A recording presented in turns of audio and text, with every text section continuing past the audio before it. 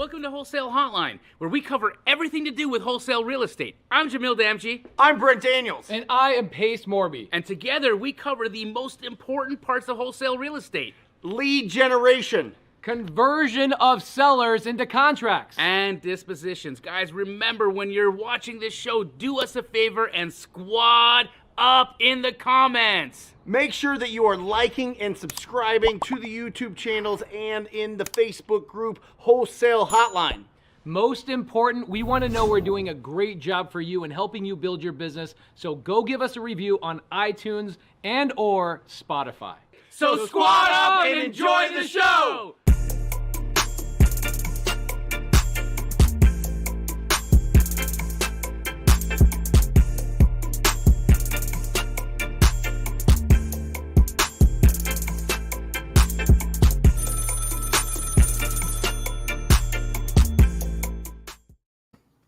Here we go. Wholesale Hotline number 77. I am one of three hosts today. I'm Brent Daniels, Mr. TTP, Mr. Talk to People. Next to me is the world famous, can't be stopped, Jamil Damji, America's #1 handsomest and most successful real estate wholesaler ever created. And soon we'll have Pace Morby. Pace Morby's going to jump on here in a couple minutes, and we'll be rocking and rolling. But let's give a big shout out to all of our Olympians out there. America took home 113 medals. Absolutely fantastic. We're going to give them a little one of these. Very exciting to watch that. And we are on a mission to answer 113 questions on this show. I love it. We might get to 13, but excited. I'm very excited about today's show. We're going to get it. This is going to be very, very, very deep into question and answer. So guys, we need a lot of involvement here. We need you to ask questions. We need to know what you're working on. We need to know if you need help figuring out, is this a deal or not a deal? Or if you want to hire somebody, if you want to fire somebody, if you want to grow, if you're trying to get your first deal, we want to hear about it. But most importantly, make sure that you are squatting up in the comments. Let everybody know where you are working so that you can squat up and find people that have that crazy brain, just like you, that want to be successful real estate entrepreneurs and know that the foundation of that is sourcing discounted properties, which essentially that is exactly what wholesaling real estate is. So, Jamil, how's your week been? Talk to me. You look great. I mean, you've been super busy. How you feeling? I feel fantastic, man. I just had a really enjoyable weekend in Flagstaff. The whole time we were there, we were like, you think Brent's here? Were you there? I wasn't. It was like one of the only weeks that we didn't go up. We should have, but we didn't. There he is. Yo, thank you guys. Sorry, we are starting 32 new LLCs for the Profit First model with all of our businesses, and the banker showed up a little bit late, and Cody coordinated it. I am so sorry, but I'm happy to be here. Well, you made it, brother. We are just warming it up for you. So I just said that, you know, we're going to be answering a lot of questions on this show. We don't have anybody else jumping on here. So we're going to get back to old school hotline style, rapid fire question and answers, which I think is going to be really cool. But we're just kind of catching up on everything. Love it. Wonderful. Is Pace's connection a little choppy, or is that my connection that makes Pace choppy? That is Pace. It looks like he's a little bit choppy. It's a little bit, a little bit blurry. I mean, listen, it's, you just turned mine. Oh, it's tough when, your internet has to get through 12,000 square feet of a house. You know what I mean, Jamil? I mean, I'm it's just hardwired, dude. There's a lot of Wi-Fi that has to go in and out of these really nice, beautiful, stone fireplaces and stone ceilings and, brick and everything. So, it's tough to get really crystal clear internet on when you live in a mansion. It's. You know what I love is that ever since Pace moved into the mansion, he now has like 30 people in the house all the time. Like you go to Pace's house and there's like 1,000 cars parked outside. There's 30 people inside doing stuff. You don't even know. He doesn't have a clue what they're doing. I'm like, Pace, who are these guys? He's like, I don't fucking know. I don't know who that guy is. I don't know who he is. I don't know why he's here. I guarantee you there's somebody squatting in that house. I guarantee you somebody's squatting. There's a guy who just showed up. He's like, you know what, Pace has no idea what I do, or I don't even know if Pace knows who I am, but I know who he is, and I'm moving in. There are parts of that house Pace has never walked through. Oh my gosh, it's so funny.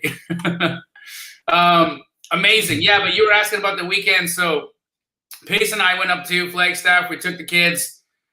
It was just super enjoyable. It was a necessary time out. We got to just enjoy the children, enjoy the fresh air, enjoy the cooler weather. Nothing like it. There was, we didn't do any work actually.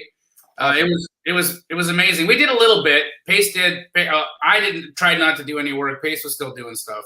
Oh, really? You're right, dude. Even Laura was like, I'm turning my email off. And I was like, damn, I feel like Brent for like one day right now. Like, he's so smart. I think my big goal in life is to get to Brent's schedule, because it is an absolute amazing thing to truly like, Jamil, I'll let you finish it off, but we just did 2 days of basically no work.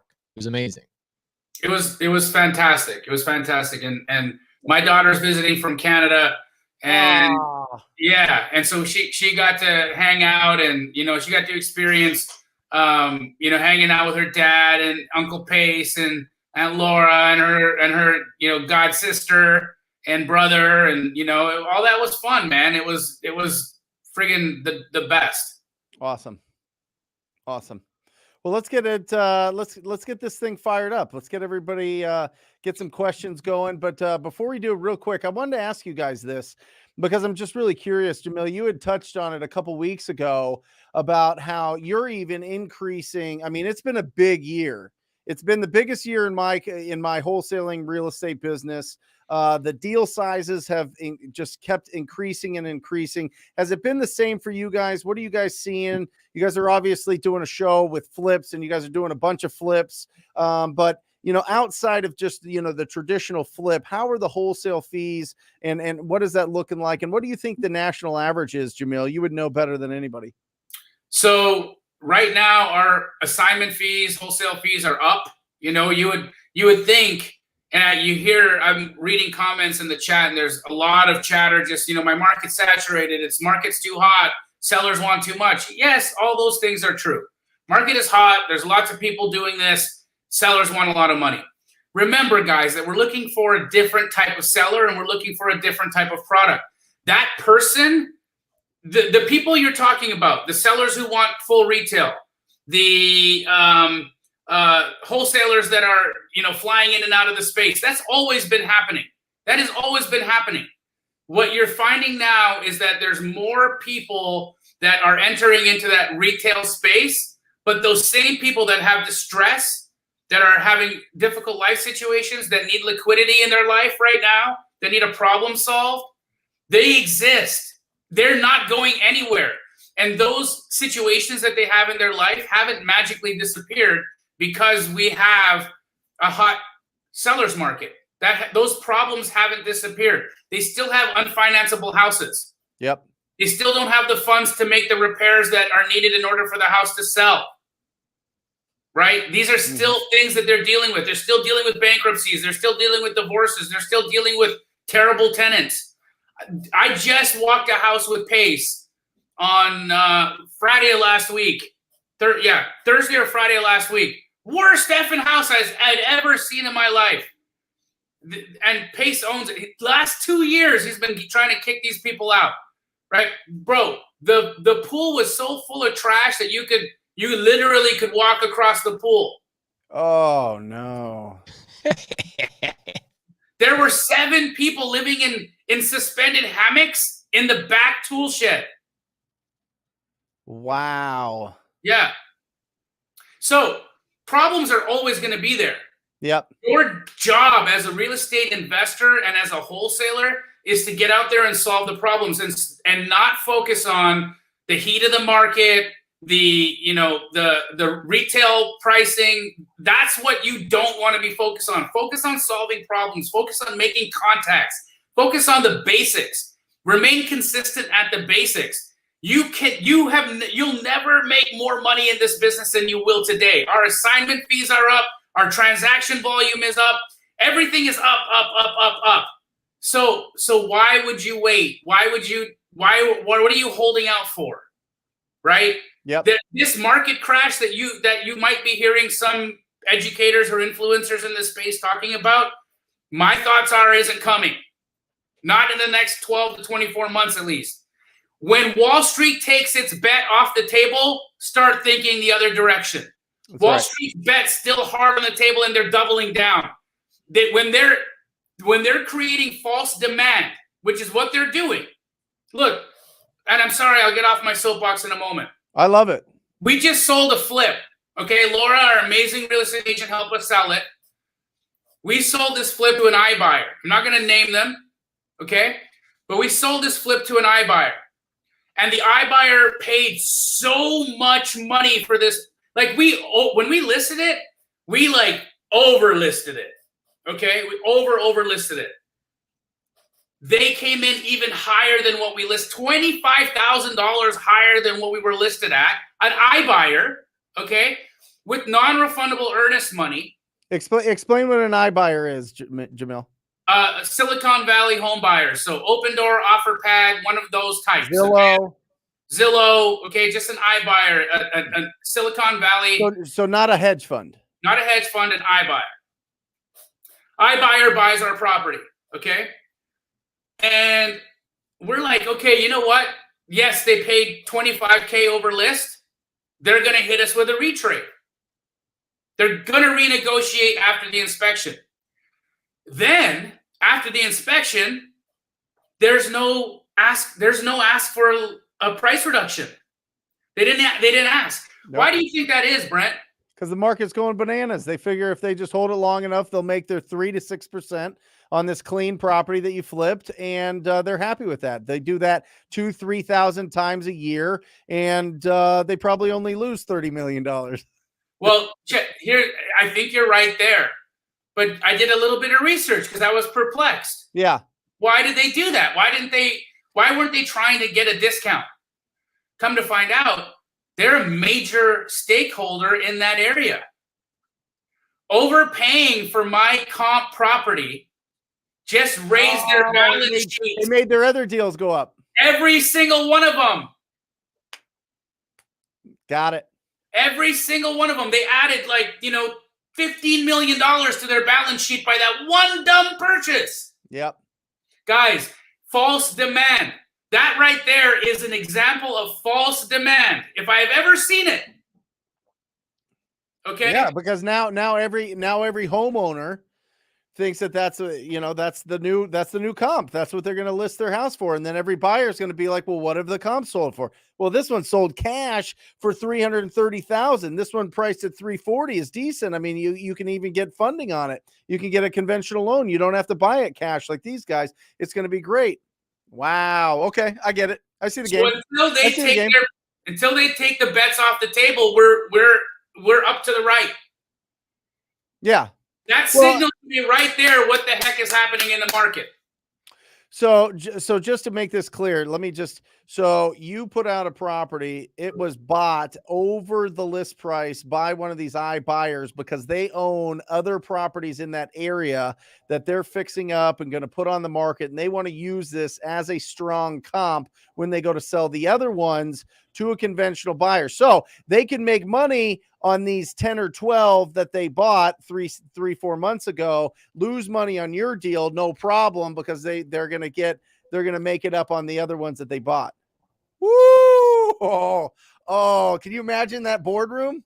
Bro, this is chess to the finest, man. It was genius watching Jamil actually figure it out, actually. Like Jamil doing the math and going, look what they're doing. Look at all the properties that they own.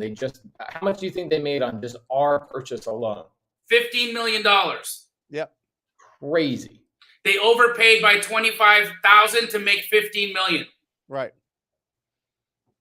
Freaking crazy.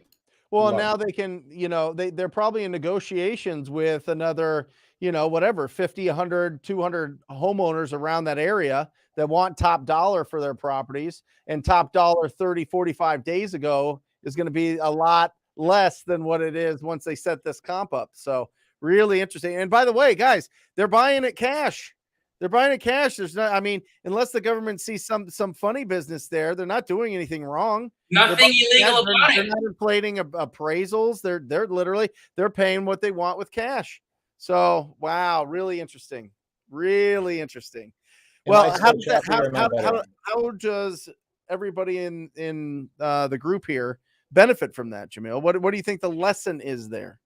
Demand is not first off, let the fear that you're walking into a business model that's being A, eroded by competition, or B, that's disappearing because of seller sentiment being a little bit too high. Take that off the table. Take that off the table. That isn't a procrastination excuse. That is a thought that is being sold to you from influencers to sell courses. Yep. Okay, I'm straight up. I'm telling you, that's what's happening. Be very mindful of the information you're allowing to enter your mind and watch the evidence instead. Love it. Well, and there was even, well, let's get to Brittany. You got that pace? Are you all set up there? It looks like it's a little bit more clear. Can you hear me? We hear you, yes. It's a little faint, but we're good. Okay, dang it. I just restarted my computer and it still sucks. I'm so sorry. So, Brittany, I put a link in the side chat, and the link that I put in the side chat is last night's episode of Sunday Service, where I broke down a deal that I bought from a TTP student, $50,000 over retail. Okay, so I bought a mobile home park in Yuma, Arizona, $50,000 over retail, and I gave the people who brought the deal to me an assignment fee. They assigned a seller finance situation to me. Basically what it was is there was a TTP student that went to one of my students. They squatted up, and I paid my student $30,000 for an assignment fee on a seller finance assignment. So many people say to me, I want to get started in wholesale, not creative finance. I'm like, do you not realize that you can wholesale creative finance deals? In fact, if you would have bought that deal, the transaction, the contract was $600,000 with the seller for 35 unit mobile home park. Okay, 35 units, $600,000. The assignment fee paid on that was $30,000. If you were a wholesaler only and you were looking for a cash transaction, you would have had to buy that at $400,000, and you would have only made a $20,000 assignment fee. Isn't that interesting to think about, guys? Is that you can get a big, fat, juicy assignment fee on paying full retail or more, as long as the terms are really good with the seller. So my cash flow on that mobile home park is $6,840 per month net cash flow to me in my pocket after paying the seller payment, after paying my management fee, my landscaper, my vacancy and repairs, my CapEx, my blah, blah, blah, blah, blah. So the way that you make money on a seller finance transaction is the same way you make money on a wholesale transaction. Look at Michael there. I'm that TTP student. LOL. Oh, is he? Oh, right I'm there. that TTP student. Hey, listen, we don't make stuff up. This is all just real life. Really awesome. You know, Pace, did you connect with the guy yesterday on that sub 2? I did. Yeah. He's got 2 deals, one deal in New Mexico and another deal in Texas. The deal in Texas is a deal that I told him I would actually buy it, but he's taking the seller currently through a loan modification. Yep. So the seller's behind on payments. And I told the TTP student that once the loan modification is done, I am his buyer. Love it. So that's so funny because Michael, I've never met you. You and I have never spoken, but you squatted up with one of my students. My student brought a strategy you brought the lead. You knew it wasn't a good lead for a cash transaction, but it doesn't mean you can't wholesale, and it doesn't mean you can't TTP. My students, I buy a lot of deals from TTP students, and my students now say TTP means take to pace. Oh no! Don't you rebrand it? No, we will not. We won't rebrand it. But I just love that our students are collaborating with each other so much that wholesaling is wholesaling. Yep. You can wholesale sub 2. You can wholesale creative finance. You can wholesale seller finance. You can wholesale novation agreements and all of the cool interesting things. If a seller wants too much money, there's buyers out there willing to pay it. Now, Jamil made a good point last summer. He said, here's what's going to happen. Because of the pandemic and because of this, all these things are uncertain times, people are pulling their cash out of their investments and they're putting their money into housing because it's the safest investment. So you've got people like me that really just want to acquire real estate. I want to own real estate.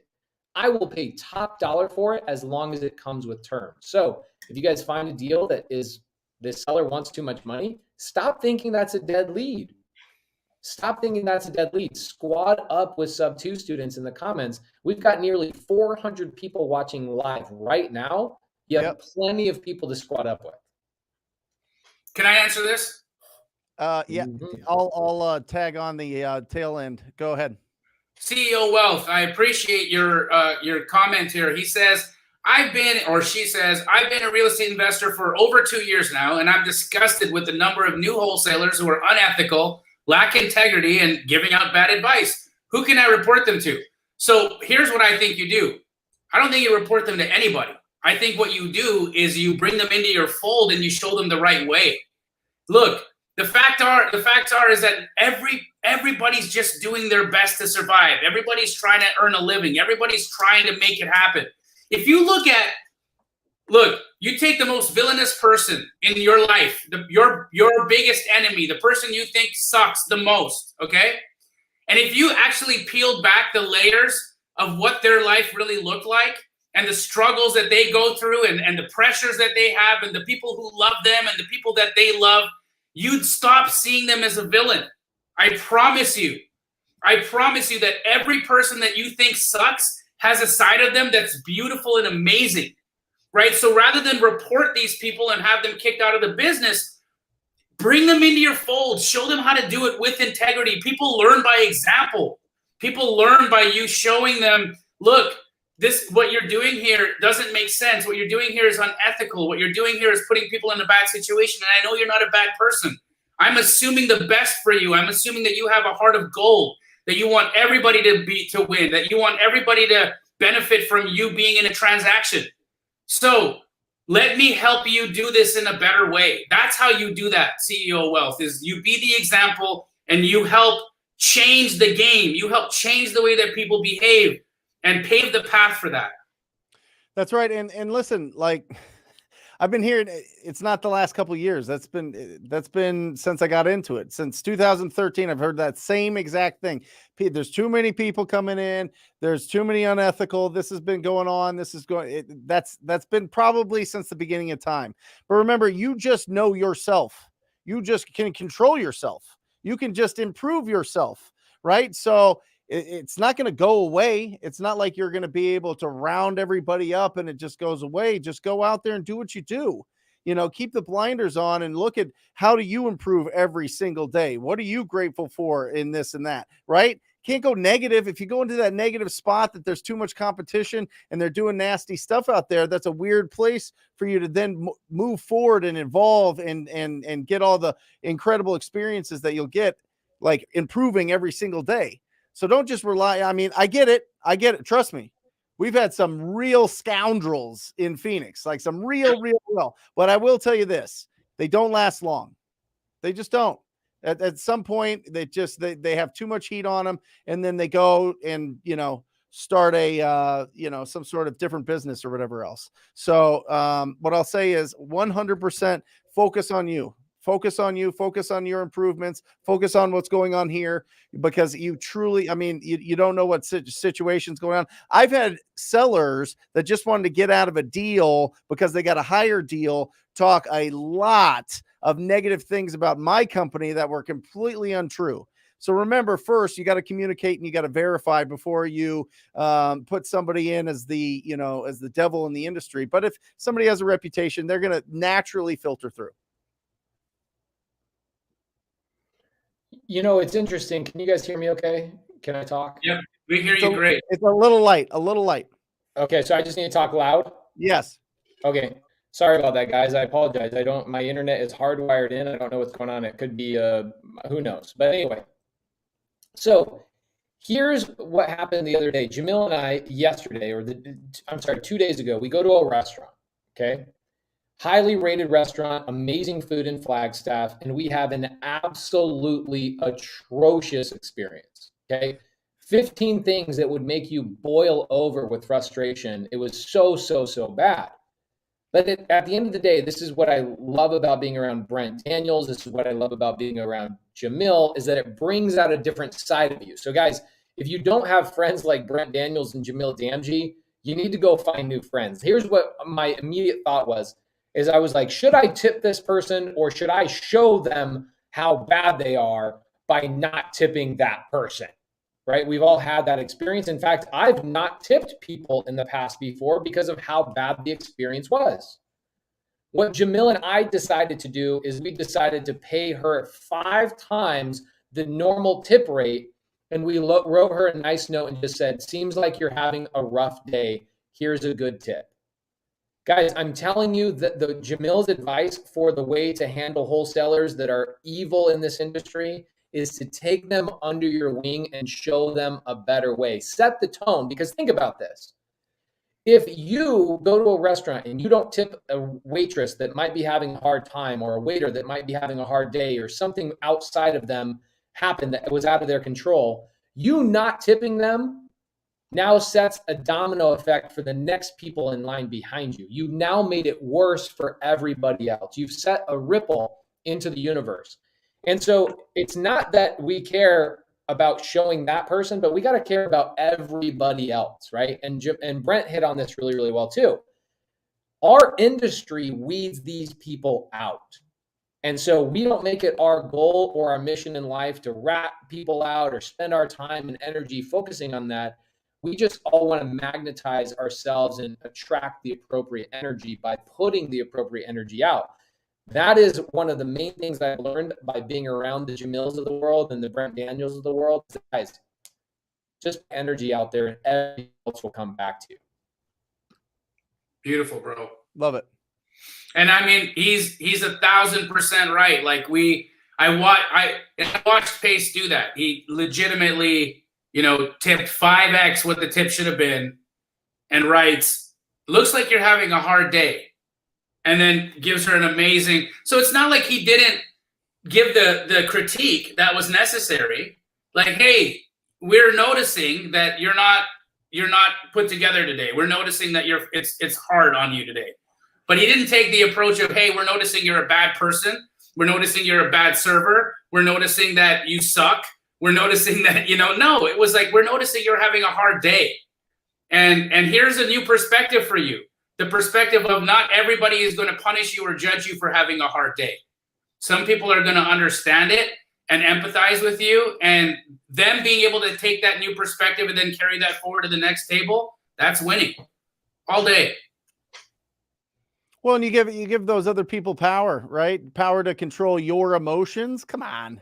What are we talking about? You're going to control my emotions? You're not going to control my emotions. I've worked hard on being able to control my own emotions, from being a little guy to growing up to going through school, being awkward phase, maturity, losing everything, all this other stuff. And you're going to control my emotions? I don't think so. Hell no. No, I'm in control of that. And I make sure that I stay in control of it by putting really good stuff in, by reading really good books, by surrounding myself with the absolute best people, by pushing hard and communicating, over communicating if possible. So, yeah. Brent, I have a question. How can being around the right people help me get my first deal or my next deal? What's a right strategy? What should I be doing with these people? Should I just be going out to coffee with them, or what should I be doing?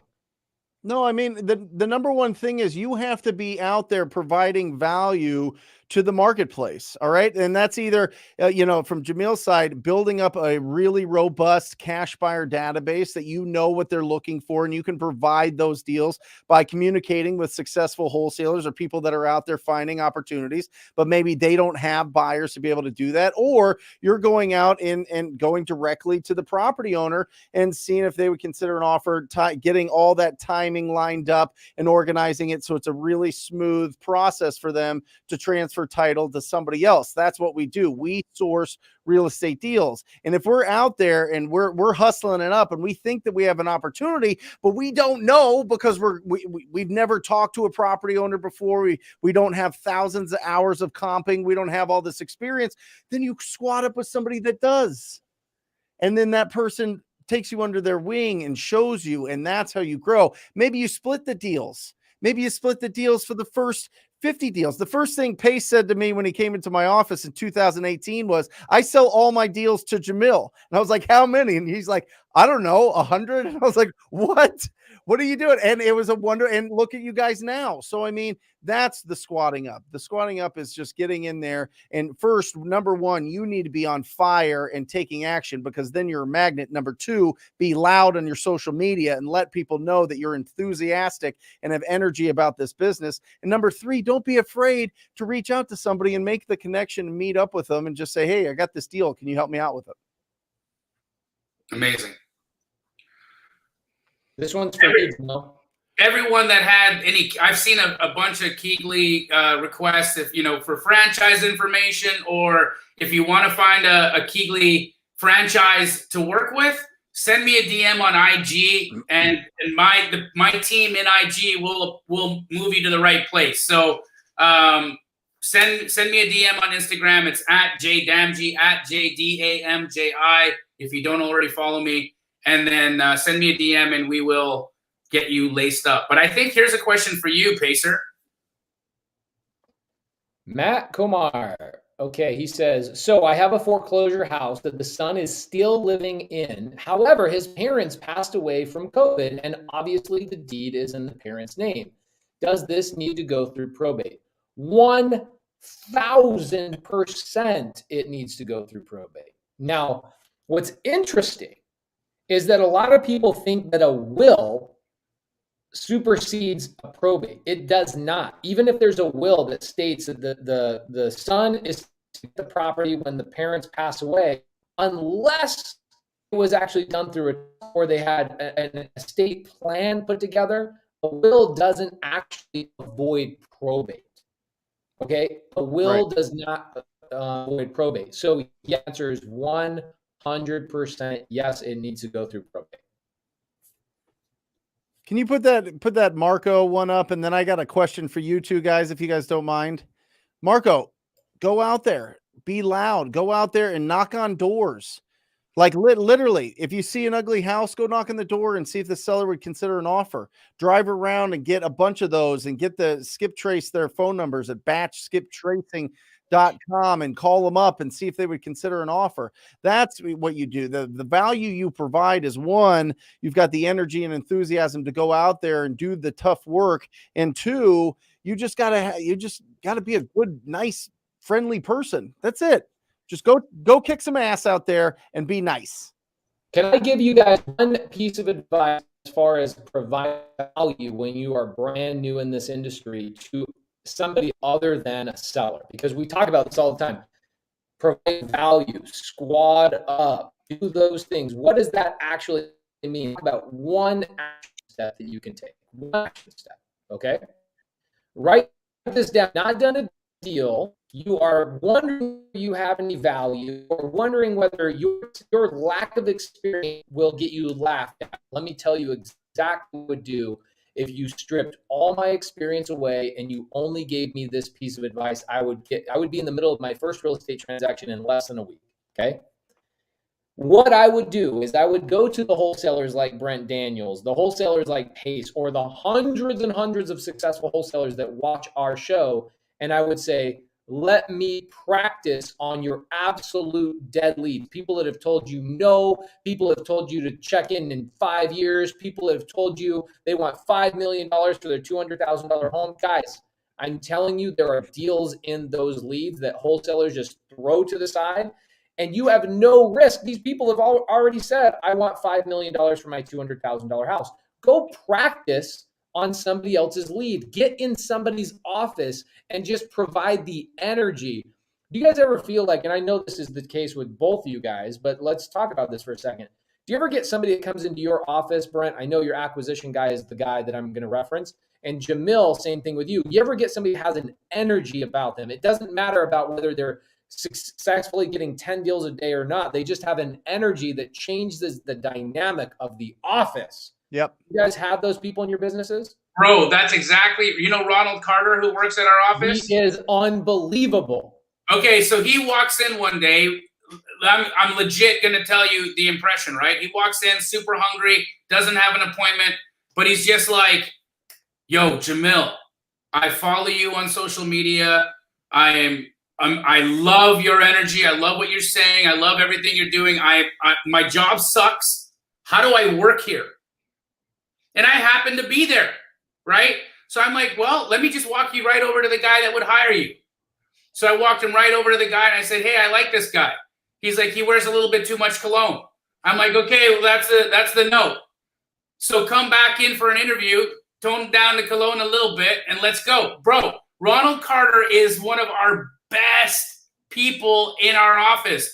He's slamming $100,000 weeks, week after week after week. This kid's incredible. The energy, that's exactly what Pace is saying. This guy, he walked in with positivity. He walked in with confidence. He knew nothing.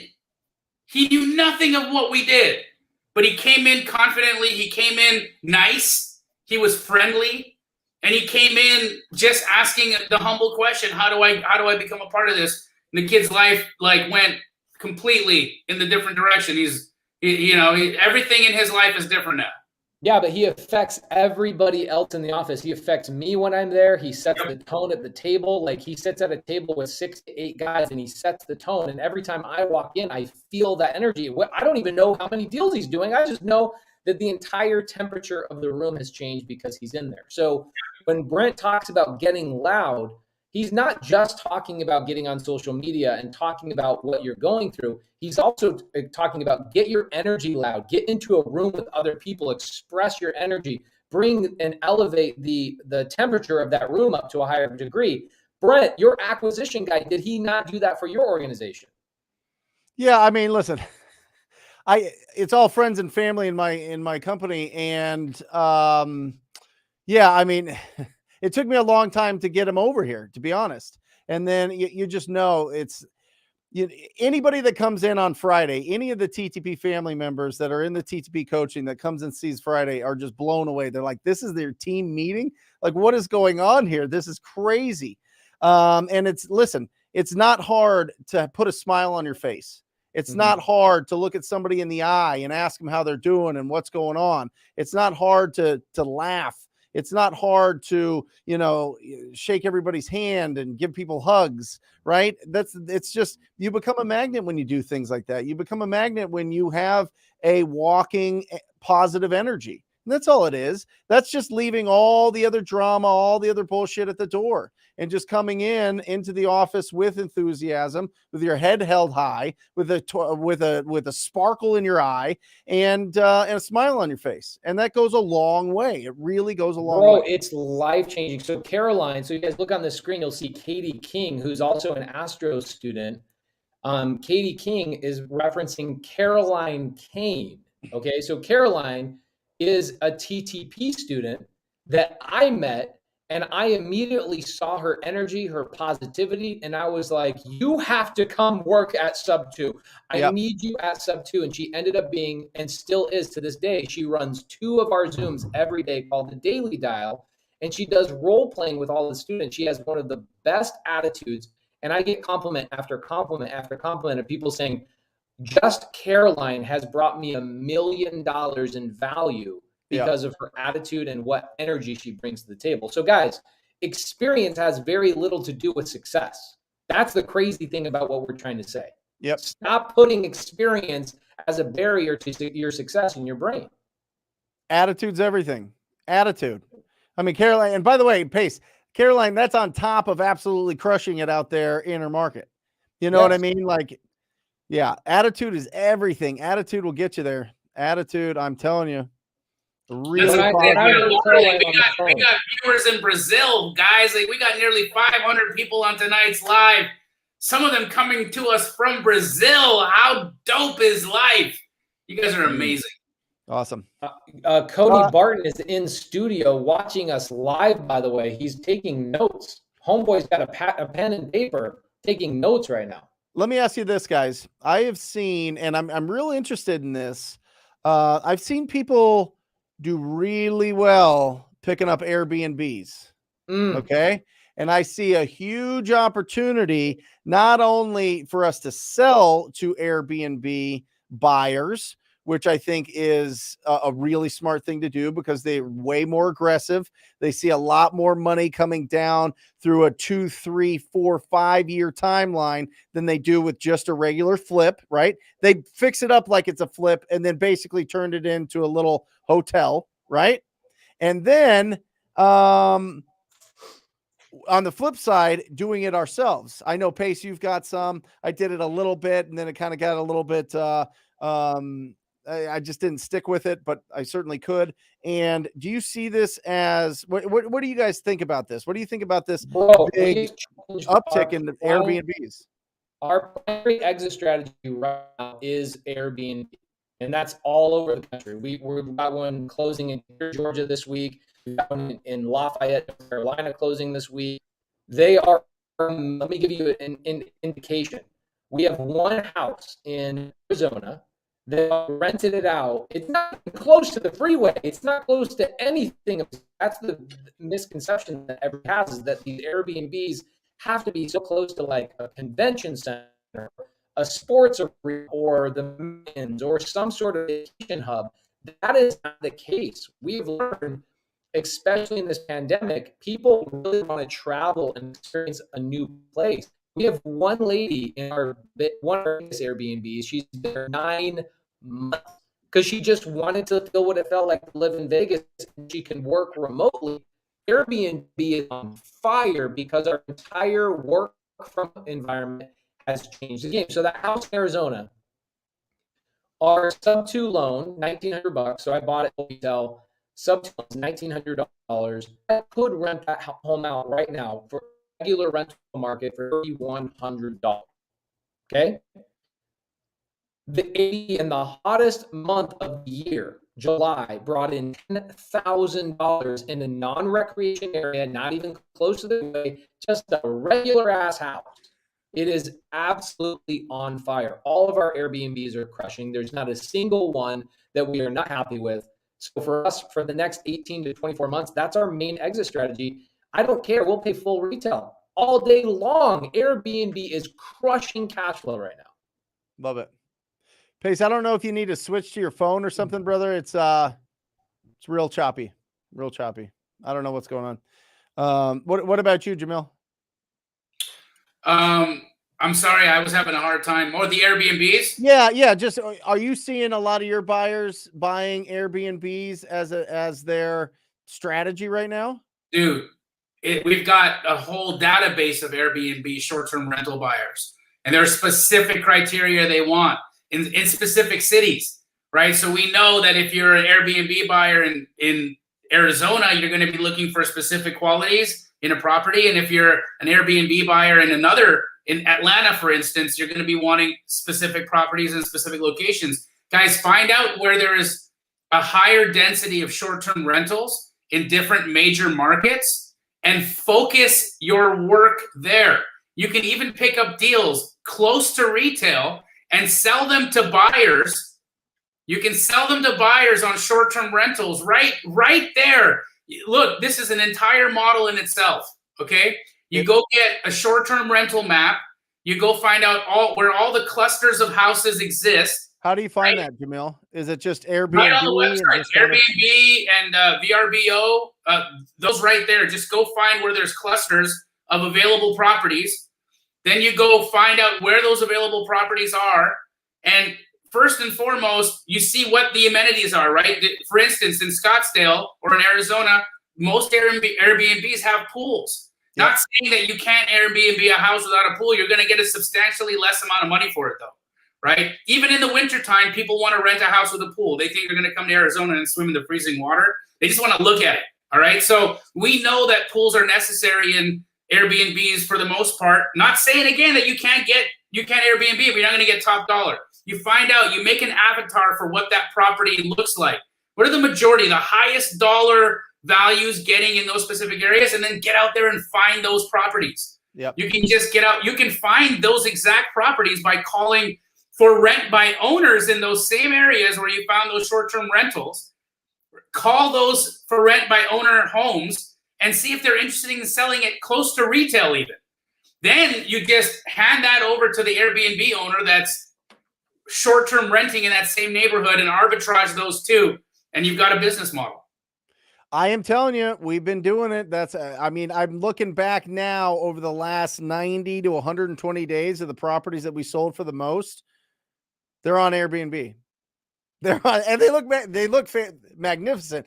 But I told my dispo guy, Jeremy, I said, Jeremy, push values, man. If we get anything in the major areas, push values. Anything in Central Phoenix, anything in Scottsdale, which is a huge city, anywhere that's around Tempe. I mean, it is absolutely incredible. You can go a lot more aggressive with the pricing and get it over to the Airbnb guys because they have the funds to buy it and to renovate it, and they don't need to get a return immediately from flipping it. So they're not really worried about the upper comps. They're looking at, what is this cash flow? I'm telling you, it's an interesting way for some of these really, high income people to protect against inflation. So Derek, if you're trying to figure out what the addresses of the Airbnbs are, what Airbnb will do is it'll give you a general idea of where the house is, like the cross streets. It's not going to give you the exact address, but it's going to drop you a pin as to show you where that property is located. Then you go to batch driven. You use the code squad up and you virtually drive for dollars on that street. You look at the pictures that are in the Airbnb listing. Then you look at the pictures that are on the Driving for Dollars website and you match them up. One house might be renovated and the virtual Driving for Dollars picture might be the old house, but you look at the front elevations and you'll know which of those the houses are. That's how you find the owner of that property. Love it. Can you hear me better now? Yeah. Yeah. What in the hell? We'll see how it goes. It's still a little blurry, but we'll get through it. The voice. Listen, guys, we've had over almost 100,000 downloads of the podcast. Wow. I think it's a great way. If you can't watch this whole show or you just want it, in a podcast form, definitely check that out. It's on all the major ones, Wholesale Hotline. I think that we'll expand it over time and do a better job with it. So bear with us. It's on there, but it's on the list of things to do, but we've got most people get it here either live or through the YouTube channels, but we will do a better job with the podcast and it's going to be really good. So make sure that you download that and subscribe to that. And if you can, give us a review, that'd be really awesome. So so talk to me, Pace. Are you going to do more Airbnbs? Do you see this as a long-term strategy? Do you see states going to, you got to get a license to do Airbnbs because there's too many and they're taken away from our hotel and resort business? Like, I mean, San Francisco, some of these bigger cities, there's only a certain amount of Airbnb licenses. Yeah, Atlanta is one of those states that's going, or cities that's going that direction. Can you hear me okay? Am I choppy? Yeah, you're good. Okay, cool. So Atlanta is one of those areas that we're heavily investing in, but are saying that we're going to have to go the direction of being regulated. I have no problem being regulated at all. Here's the thing. Every time we underwrite a deal for long-term hold, we always look at it from a worst-case scenario of if the Airbnb did not pan out, could we turn it into a furnished rental long-term, right? So here's the other opportunities. You've got traveling nurses. Yep. You've got airline pilots, stewardesses, those things, corporate, or like they've got traveling professors who go and, teach at college for a year or two. There is a website, furnishfinder.com. Furnishfinder.com, that is a long-term rental website. And that's the route that we go. Not worst case scenario. Worst scenario is we look at it from just a traditional rental. And if we can't do Airbnb, then let's under deal as a traditional rental. Do we still make money? Do we still cash flow? If the answer is yes, we'll move forward with it. If the answer is no, we will not. I don't have a single deal right now that will not cash flow without an Airbnb. They all cash flow without an Airbnb. However, dude, 100%, I would say that 85% of our acquisitions over the next 18 months will have a strategy of Airbnb. Awesome. Jamil, what's your thoughts on it? You kind of shook your head like, nah. No, I think Airbnbs are fantastic. If I was probably just shaking my head at the question that was in the chat. And I'm trying got it. Yeah. Got it. So, do you think that it's something that you're going to think about? Are you going to be putting some of these into your portfolio? Well, I'm buying a beach house. Yeah. In Marina Del Rey, and I'm actually going to buy the entire building. So I'm going to buy the unit above me as well. Awesome. And I'm going to try to own as much of the Southern California coastline as possible and turn all of that into Airbnb. Love it. Love it. Is it the one you sent me? Yes, sir. Yeah, you dog. I love it. I love it. So, okay, good. Well, let's look at this. What do we got here? What do you think about using AirDNA when looking into potential of the property for potential Airbnb? That's really interesting, Shaq. It's kind of funny.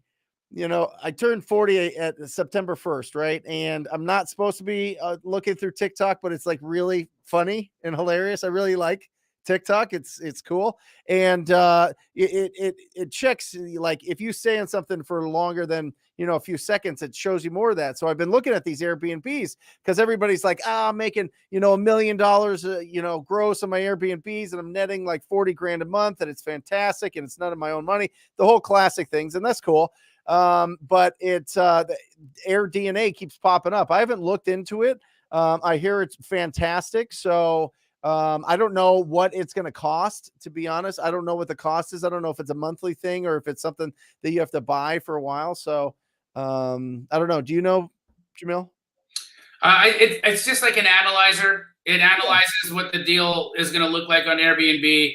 What you would actually rent it for per night. It aggregates all the data of where that address is located, and it tells you what you can expect to rent that property out nightly.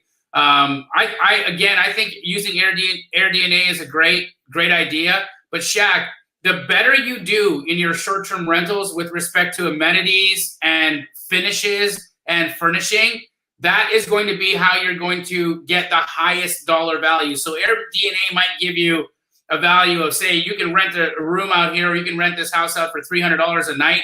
But if you blow the crap out of that remodel and make it just stunning, people will pay you double, right? They will. And I know it because I do it all the time. I'm Airbnbs all the time, and I'd be in the same neighborhood. I'd be in the same street. And I got this dog crap house that, wants whatever money. And then I got this beautifully renovated home that wants triple. Guess which one I pick? Triple. I'll pay triple all day because I want to feel good. I like waking up in the morning and reminding myself I'm not in hell. Yep. I love it. Guys, September 1st is the birthday. Not yet. I'm still a young man. So September 1st.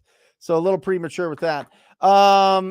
Here you go, Jamil. How do you get around deals that come in, but on the MLS? Would you sign a non-disclosure agreement with the realtor wholesaler? Within his contract, he charges $25K if I market. Super wonky, right? That's where I was shaking my head, Brent, when I was reading this, because I got the first part, right? So how do you get around deals that are on the MLS? They're amazing, Josh. So Ryan Zolan, he's an astro flipping student.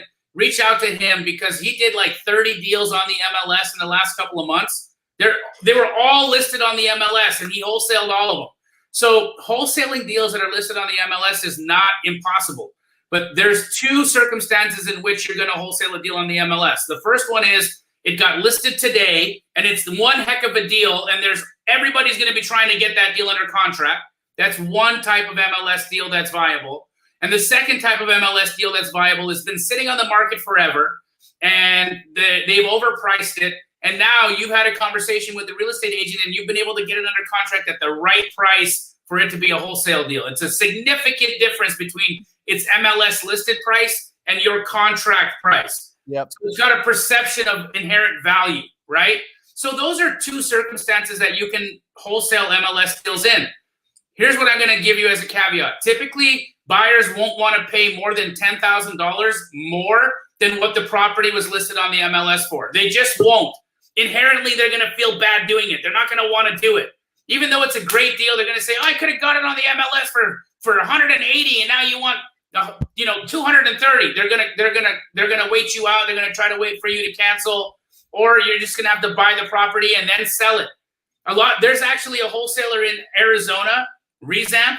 They buy only MLS deals, they close them, and then they wholesale them. That's their model, and they crush it. They do amazing. They make all the money. They do so good. So there's lots of opportunity on the MLS. Here's the thing, Josh, I think you got to worry about.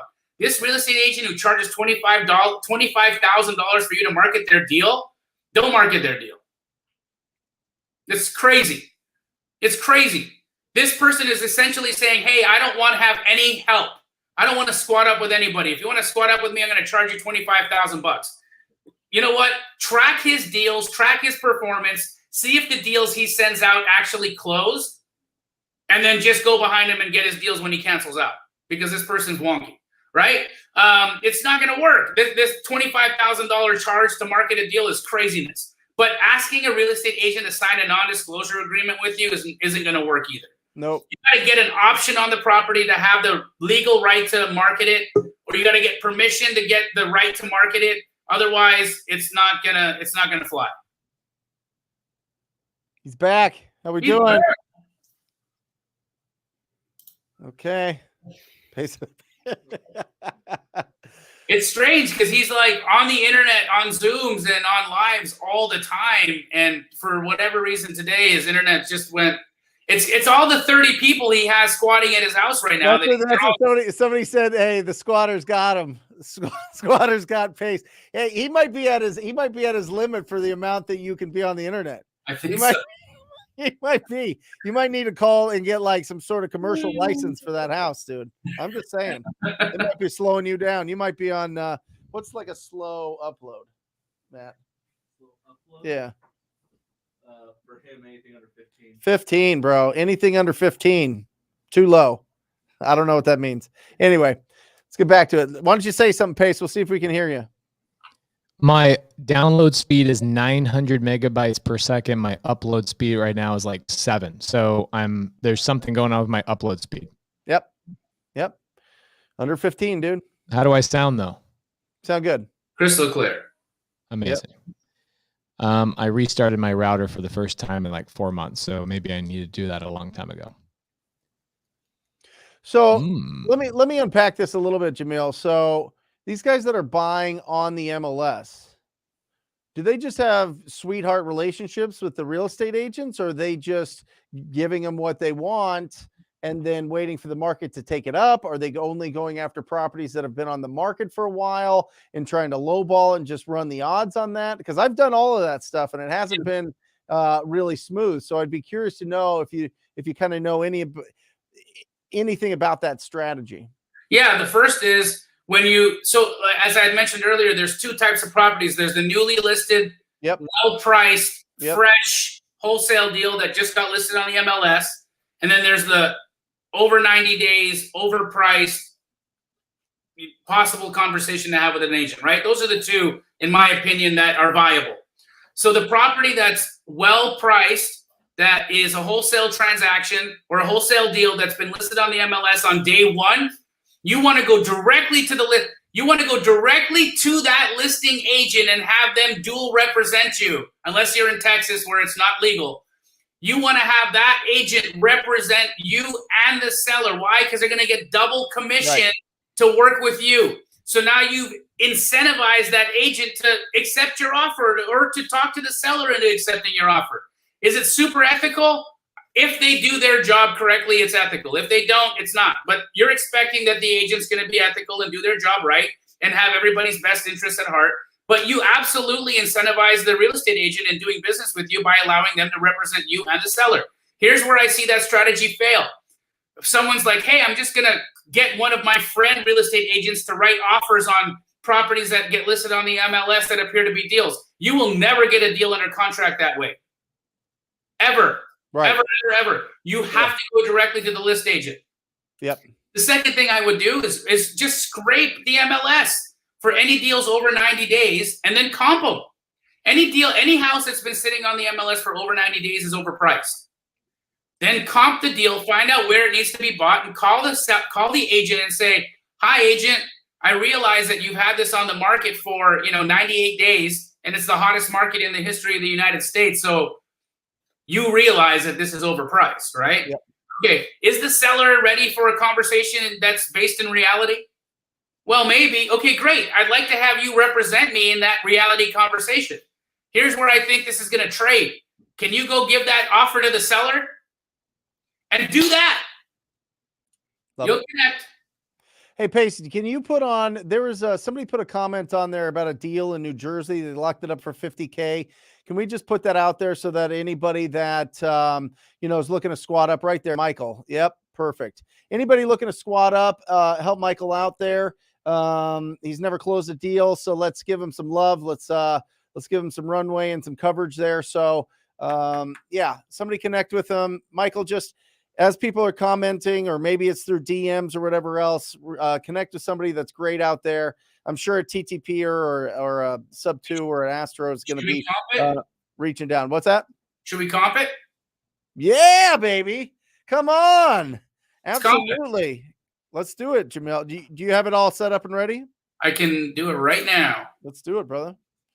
I'll take a look.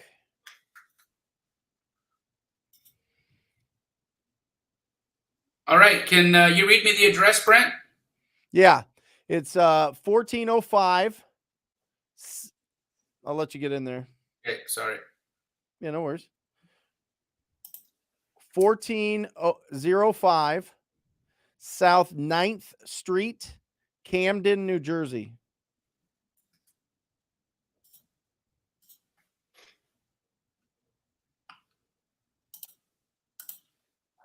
Boom. Here we go. All right. South 9th Street, Camden, New Jersey. This appears to be a row house. It's built in 1910. It's 980 square feet. I'm going to assume it's a 2-bed, 1-bath, just looking at the square footage. I could be wrong, but unfortunately, we don't have that data here. Batch's value estimate on it's about $48,000. And we know it's built in 1910. It looks like it's a 2-story, so that should say 2.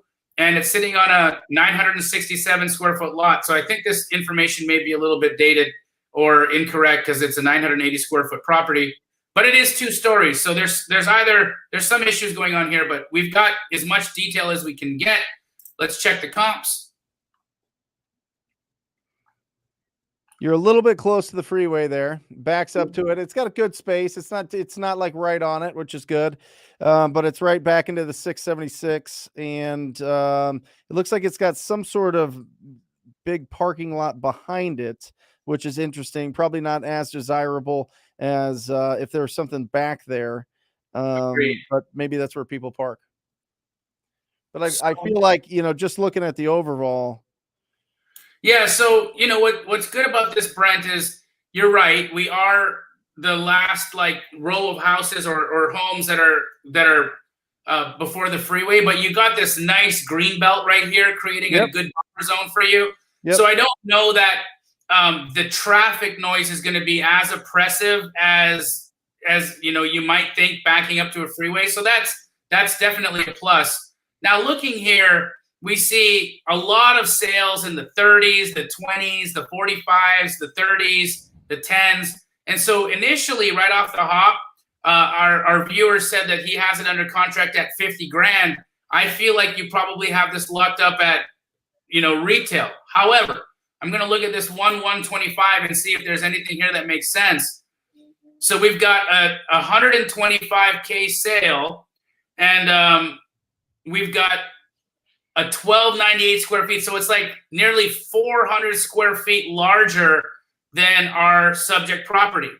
So let's just take the dollar per square foot here. Not that you can really correlate that. We got 125K. I just want to see what that works out to, divided by 1298. And that's $96 a foot. And our subject is $980. So it's not. It might be usable. That only gets us to about $100,000 as an ARV. Now you've got this locked up at $50K. I think that's probably as high as you could go, but I think you might be in it a little bit high. I think there's a lot of evidence here that says that you got to be picking these things up at, look at this. Now that's from 2019, but that's 21K, right? What's this 47 here? Maybe the 50K contract is good. Brent, what are your thoughts? There's one that sold in February on 1432 South 8th Street. Which is right around the corner from this one. Similar, but it's a bit bigger. It's 1224 square feet, a 3.1.5, and it sold for 40,000, which gives me pause. Let me see if it was bought by a real estate investor. It was a real estate investor, bought it for 40,000 at 1,200 square feet, and this is right there. This is pretty close. If you want to look at the address, or just pull it up, but yeah. I think he's tight. I think it's too tight. I think that this is maybe, really nice. There's just not a lot of flips over here, man. There's just not a lot of people really pushing value to get the most out of an 800 square foot, so you're probably at retail on it, to be honest. Yeah. And I'm just looking over here at some Zillow comps as well, just to see if there's anything that we may be missing. You got some sales in the 80s here, but they're all larger, right? Let's look at this sale here.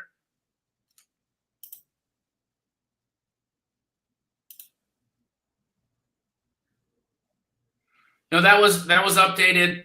Again, it's larger. Now it's from 2019, so it's a little bit of a dated comp. But I mean, I chose it because it's the highest sale in the area. Yeah, right? The highest in the area, so that's why. Yeah, but that should tell you something. If the highest comp was 2 years ago in the area, that's why I always encourage everybody to go after areas that are at least 150 ARV and above, because you're going to get better spreads. And once you get under that $100,000 mark, I'm telling you, that rehab budget really eats it up. You got to get these things at like $5,000, $10,000, $12,000 to sell them for $25,000, $30,000, which I think is probably, the sweet spot here for this deal. And if you see that one at 40,000, that's the one I was talking about there, Jamil, just right there at that corner. Yeah, I mean, you can't deny that, right? Honestly, Brent, I think the ARV on this is probably about $100,000.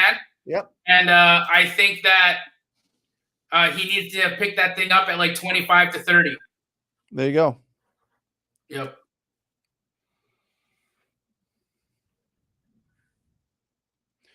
Yeah, good comping. That was good. I love seeing all the different properties, different styles of property, what's going on there. And, you just got to see, is something that was built in the early 1900s. Do you have to replace everything, right? Do you have to get in there and get the plumbing upgraded, get the electrical upgraded, take a look at the roof, see how long it's been since it's probably a flat roof, right? So when was the last time that was, taken care of or resurfaced? There's a lot to it. But that's good. Good comp. On we go. On we go.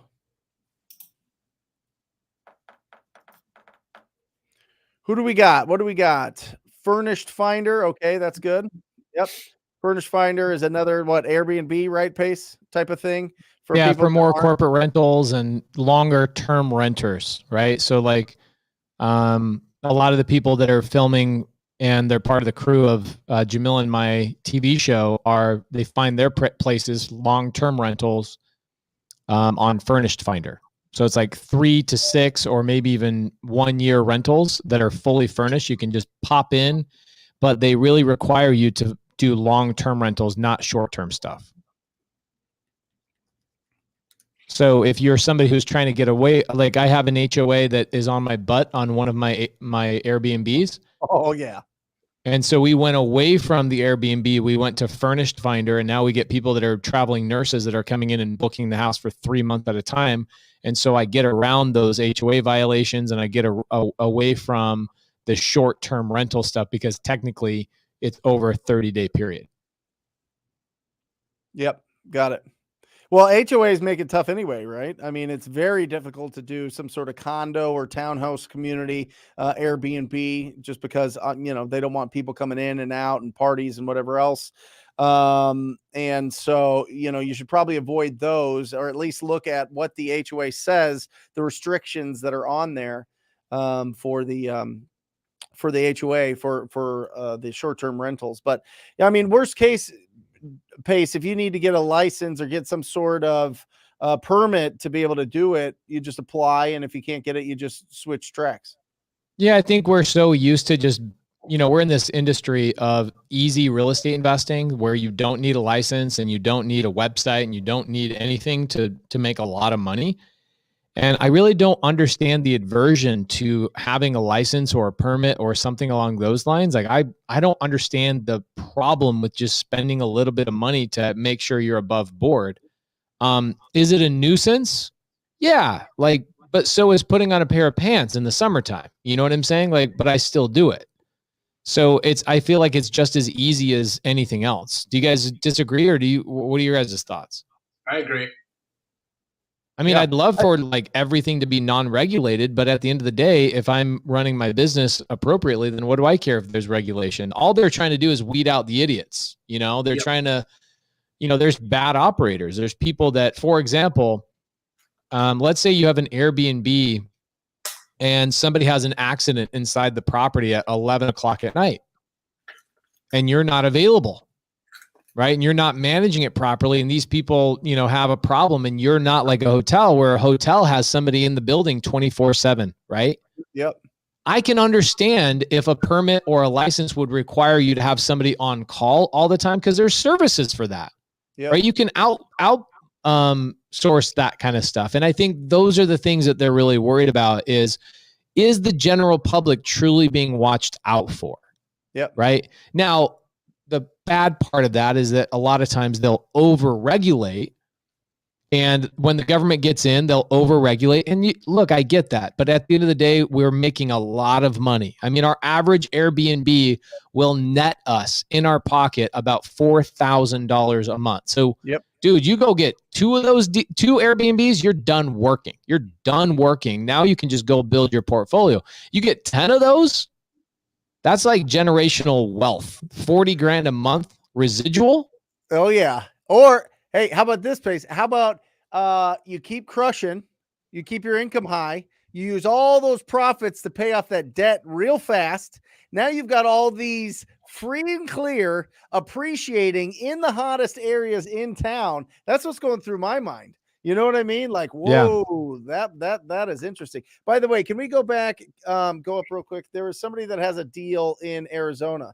Let's see what that deal is, because we might want to buy it here, guys. Bobby Montoya, tell us about your deal, brother. Come on, tell us about that deal. We might want to buy it. So put it up.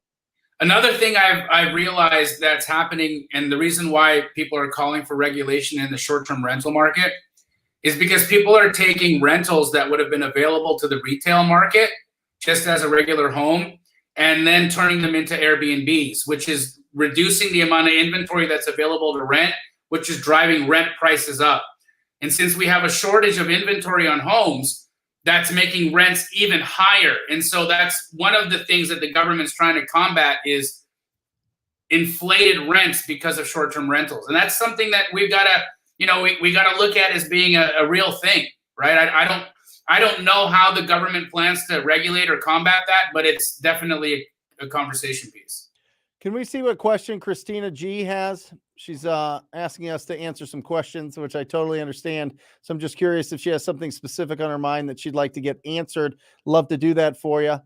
Sometimes we get off on tangents on exciting things that are hitting our industry, and the answers are actually inside the conversation. If you look hard enough, but sometimes it's not crystal clear. So I'm scrolling up looking for her questions. So just give me 1 second. Oh, here we go. Here's one right here. There we go.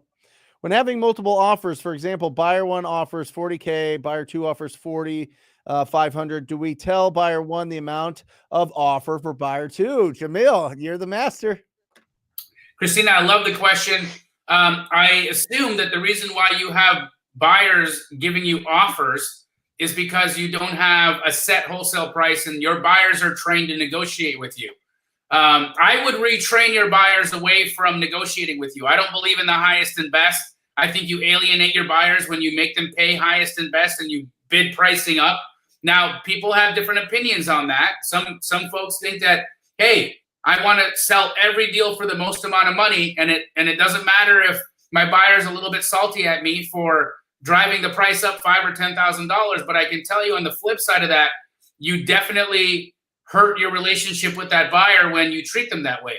When they feel like a $5,000 bump in price is worth your relationship with them, they start to take that to heart. And so I don't think creating bidding wars on your wholesale deals is the way to do it. I have a wholesale price on every one of our wholesale deals, and the first to commit to that price and deliver earnest money to the title company is getting that deal. Now, if we get somebody then who says, hey, I'll pay $5,000 or $10,000 more than what you sent it out for, I'll connect my buyer and that buyer together and let them make money.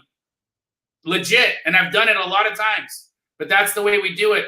And look, I'm not going to say that we're the best at dispositions, but we're the best at dispositions, right? There's a reason why our buyers come back over and over and over and over and over again. It's because that we know how to handle that relationship, and that relationship is one that is built on longevity, it's built on trust, and it's built on fair business. So I don't think you share. I don't think that you tell other people what other people are offering. I think you have a set wholesale price. And if people aren't willing to give you your set wholesale price, maybe you price it a little bit too high, but never create a bidding war.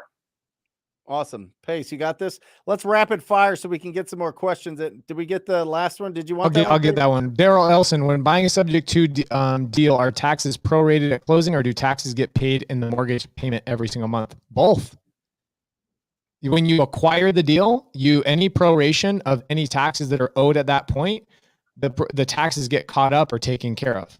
Then on a sub-2 deal, every single month you have the taxes involved in the payment, PITI, principal, interest, taxes, and insurance. So PITI, Daryl, it means every single month they get paid when you make the mortgage payment to the seller's old mortgage. Michael Diaz says, tenants won't leave the property, even offered cash for keys, and they declined. Owner took them to court, and they gave tenants till September, and they don't have to pay rent now. I'm shaking my head. Any suggestions? Michael Diaz, join a Zoom with my wife. I believe that you have access to the Zoom. My wife has been able to evict every single tenant, even during COVID.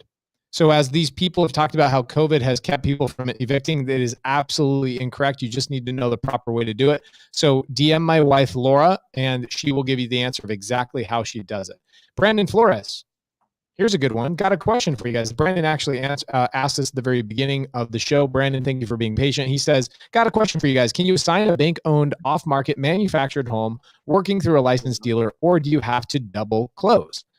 Let me reread that. Can you assign a bank-owned off-market manufactured home working through a licensed dealer, or do you have to double close? You can assign that deal. Wait, when he says licensed dealer, I feel that he may not be talking about the owned land.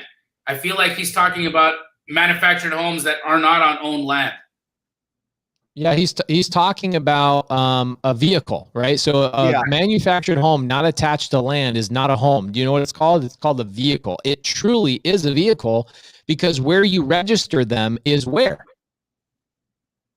And the DMV. The DMV. You go to the DMV. You don't go to the county recorder's office. You go to the Department of Motor Vehicles to register a car, or I should say a home that has no land attached to it. Okay. So can you assign them? Yes, you can. I assign mobile homes that are not attached to land probably twice a year. We try and stay away from them because the profit margin is so low. Moving them is sometimes more expensive than the actual cost of them. Think about that. So if you have one, Brandon, give us a little bit more information so we can potentially give you a little bit more detail on that deal. Awesome. Looks like we got the Bobby Montoya. He's at the property, guys, is right there in South Phoenix off of Taylor, 1530 West Taylor. What's the price? Do we have a price? 240. Sounds ARV to me, but should we check it? All right. It's high. 230 West Taylor. No. 1530 West Taylor. 1530 West Taylor. Let me just look real quick. Let's do it.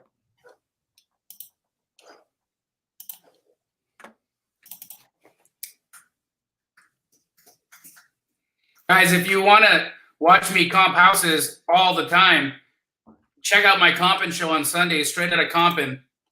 And guys, in there, I assume that you're taking comments and you're interacting, right, Jamil? I see it.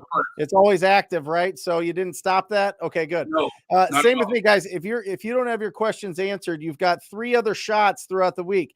On Wednesday at 10 a.m. Pacific Standard Time, I go live answering questions for 2 hours. All right. So if for some reason it slips through the cracks here, make sure that you join us. Pace goes live Sundays for his Sunday service. It's absolutely bananas. That could be 5 hours, who knows? Just depends on how crazy he gets going. And then Jamil does his Straight Outta Comping show as well. So ton of opportunities. So make sure that you reconnect. If for some reason you didn't get the answer to your question, there's 3 other ways to get that done.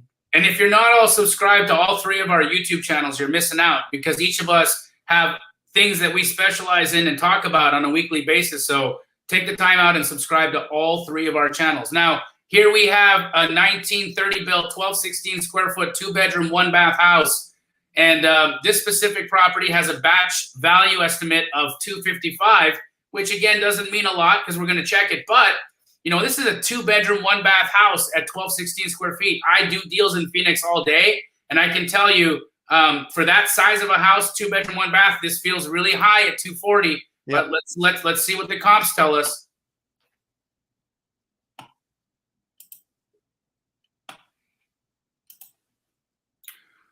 I just like to change these filters a little bit because it populates with a little bit more information that way. And these filters don't really mean much for what I'm looking at, but I just see that I just wanted more data points. I just want to see more. So looking here, we got a 370. What's this about? Wow. I stand corrected. Look at this. 3-bed, 1-bath, 28 build. It's only 100 square feet larger. What does that work out to? Hold on. What's the dollar per square foot for this? 369, 900 divided by 1374. That's about 270 a foot. Times that by 1216. That gets us an ARV of 327. So Bobby, that's still high. I think you got to be picking this deal up at like 210, 220 at the highest. But there's possibly a deal there. 240 is high, Bobby. 210 is about where it needs to be. And this is the highest comp here, so I'm not even going to bother wasting time looking at other stuff. Jamil, you're going to recognize that the architecture in this house is way different, brother. Oh, is it? I didn't see the house that Bobby. Look at the front, historic build. It's a oh god, like not a ranch. Cottage, like a cottage style.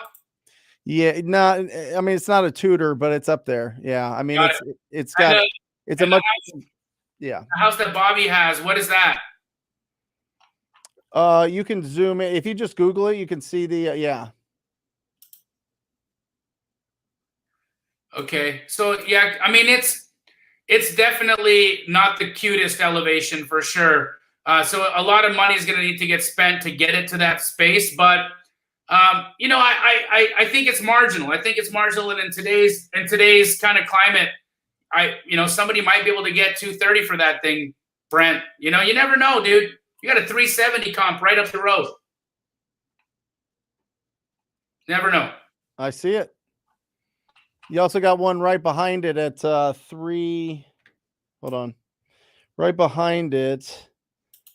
Just closed for 257.9 on 1537 Fillmore. And is that remodeled? No. Okay. No, it looks pretty bad. I'd work it, Bobby. See what you can find. Yeah. It's not terrible. And what I would do, Bobby, right now is I would look up the owner at Jet Home LLC. They're the ones that bought the one right behind it for $257.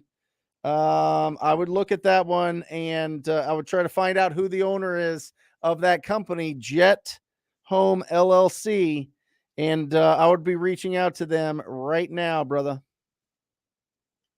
Yep. Brent, I think this is one for you.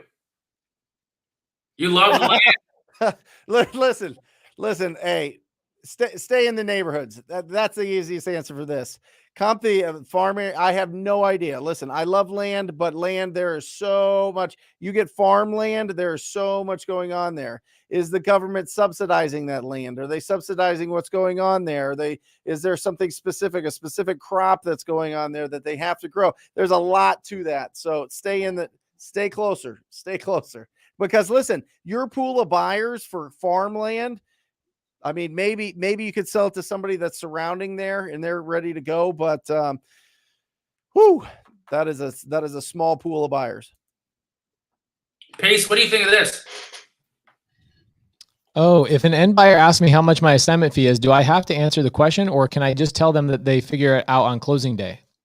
I tell them, I truly do answer it this way. I say, man, I'm so glad you're asking. I'm making $1 million. Are you okay with that? I'm not joking you. That is our answer every single time, because obviously I'm not making $1 million, but it sends a message to them that why should you care, without me saying, why should you care? So, oh my gosh, I'm so glad you're asking. We're making $1 million. Is that okay with you? Even if the deal's a $75,000 deal, I say I'm making $1 million.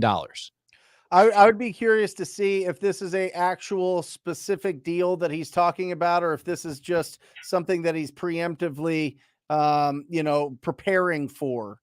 Because for some reason, a lot of people just assume that they're going to get beat up and get nervous about it. So I understand the question, but most people don't ask, dude. I mean, unless it's a small town and unless they're like really, really tight with like the 3 or 4 investors that do everything in the small town, it shouldn't be a problem for you. It really shouldn't.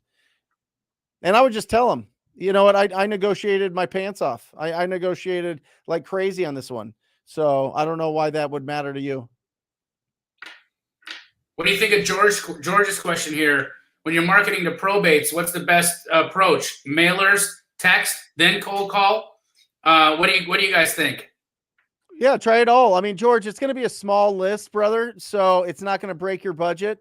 What I would say is you're going to want to, if you're going to mail them, make sure that you're mailing them every couple weeks. It just depends on how far into the probate process they are and what the courts look like right now in your current area. I mean, I would just call down and see, how long it's going to take to get that through, or talk to the owner and just see how long it's going to take to get through. But you're trying to reach the owner. So I guess, just have those conversations. You just want to hit them every couple of weeks with mail and make sure that you're calling them, and then stopping by if you can. Pacer. Is the deed holder or the buyer responsible for taxes and insurance in a land contract sale? So a land contract means that if I buy on a land contract, I am the owner. The person who holds the land contract is the owner. Whoever is the owner of the property is responsible for the taxes and insurance. Now, in a land contract situation, the person holding the deed is much like a car loan. So, Jamil, do you have a car loan on any of your cars? I know I do. I do. Okay. Do you have the title to those cars if you have a car loan on them? No, sir. Right. So, are you responsible for paying the taxes and insurance on that car? Yes, sir. Even though you don't have the title? Correct. Right. So that's the same thing as a land contract. A land contract is set up to purchase real estate the same way as you would purchase a car. Just because you don't have the title or the deed doesn't mean you're not the owner of that car. So same thing in a land contract. A land contract is set up the exact same way. You don't get the deed until the property is paid off in a land contract, but you technically are still the owner. This question was put out to Pace, but I'm gonna answer it because I got a little bit of data point here. So I'm gonna just put my name in there. Hey, Jamil, I know you do deals in Atlanta. What formula are you using to compute offers? So DJ Lighthouse or DJ Lights Out 06. In Atlanta, if it's a cosmetic remodel, you want to be at about 55% of ARV. That's on a cosmetic remodel. Okay, I'm talking nothing huge, no big structural stuff. No fire, no flood, no mold, just cosmetics. 55% of ARV. And if it's a full gut down to the studs, like this is one like turd of a house, you're gonna be at 35% of ARV in Atlanta. Only Atlanta, guys. Only Atlanta. Don't take that and put that in Dallas or put that in Arizona. It's only in Atlanta, Georgia. Boom. That's it. 90 minutes up, 90 minutes down, Wow. boys. Flew. Dang, man. Flew, right? Absolutely incredible. Again, listen, everybody out there, if for some reason you need some help during the week, Wednesdays, 10 o'clock Pacific time, 10 a.m. Pacific Standard Time, Brent Daniels YouTube channel. On Sundays, you got both of these maniacs, both of these superstars going live answering question. Pace, give them the details. 7 p.m. Arizona time every Sunday service. We talk about creative finance. Yesterday, we talked about a 35 unit mobile home park we purchased with none of our own cash, none of our own credit. And I didn't even have to go generate the lead. I got the lead from a TTP student, and the TTP student squatted up with one of my students, and they made a $30,000 assignment fee paying full retail to a seller with creative terms. So go learn how to structure these terms and squat up with each other on my Sunday service live. Sunday, 7 p.m., youtube.com/Pace Morby. Jamil. You guys can find me on my weekly comping show, Straight Outta Comping, on Sundays. It's typically at 5 p.m. Pacific. And bring your houses, your tough to comp houses. Bring anything that you're questioning. I get some comments or questions from people that say, hey, I'm scared to bring you an address on Straight Outta Comping because I'm scared someone's going to go and steal it. Look, here's the deal, right?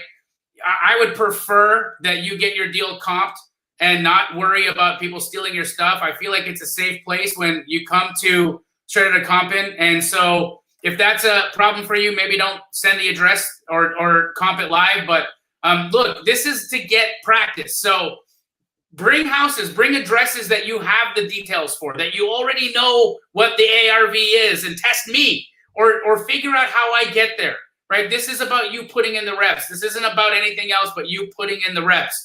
Don't allow your fear of somebody taking your deal keep you from coming to the show and learning how to comp. Learning how to understand value is the foundation of wholesale real estate. I can't stress that enough. And guys, this opportunity to do Wholesale Hotline with Brent Daniels and Pace Morby is the joy of my life. I love this so much, and watching you guys succeed and week after week getting to ring that bell for everybody that's doing deals means so much to us. All the DMs we get from you guys that, hey, I watch Wholesale Hotline. I got a ton of free information from you guys through it, and I just made a $50,000 assignment fee.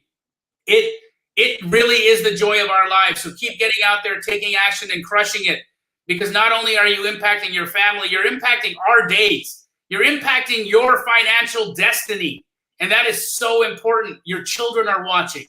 Your children are watching what you do every single day, and it's important that you show them that consistency, that mom or dad has consistency, has stick-to-itiveness, has the tenacity to get out there and take themselves from an average life to the most epic fucking life that they could ever give you. This is what it's about. Get out there and change your futures. Wholesale Hotline 77. Brent, take us home.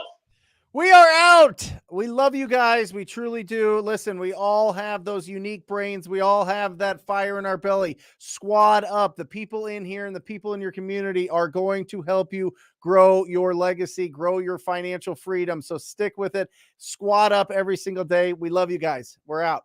Later. Or just say squat up. So squad up and enjoy the show. Yeah. Yeah. Okay. 1, 2, 3. So